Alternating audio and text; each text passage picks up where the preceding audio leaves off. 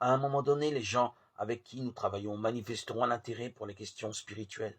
Cela arrivera forcément. En discutant avec nous, ils remarqueront qu'il y a quelque chose de différent chez nous. Ils ne s'en rendront peut-être pas compte, mais ce qu'ils voient, c'est le caractère de Jésus reproduit dans notre vie. C'est la gloire de Dieu manifestée dans notre façon de vivre. Quand nous percevons l'intérêt de notre ami pour les questions spirituelles, c'est le moment de parler de la vérité biblique. C'est maintenant que l'on peut proposer des études bibliques. Si nous savons comment en donner, allons-y. Mais que faire si nous ne savons pas donner d'études bibliques? Tous les disciples ne deviennent pas des experts en matière d'études bibliques. L'enseignement est un don que Dieu n'accorde pas à tous les croyants. L'apôtre Paul dit, en effet, tout comme il y a une multitude de parties dans notre corps qui est un seul et que toutes les parties de ce corps n'ont pas la même fonction. Ainsi nous, la multitude, nous sommes un seul corps dans le Christ. Et nous faisons tous partie les uns des autres.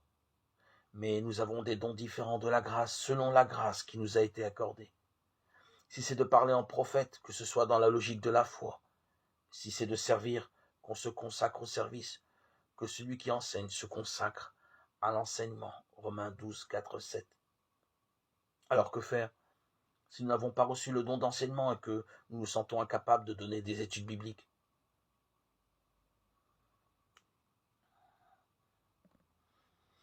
Rassurons-nous, aujourd'hui, avec Internet, les réseaux sociaux, ce ne sont pas les ressources qui manquent de nos jours pour faire des études.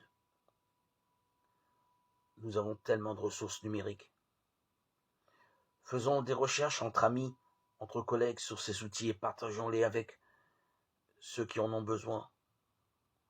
Ou mieux encore, regardons-les ensemble si c'est faisable. C'est également l'occasion de proposer des documents écrits qui aideront et qui nous aideront nous-mêmes à comprendre le message du salut et à commencer à grandir ensemble dans notre expérience chrétienne.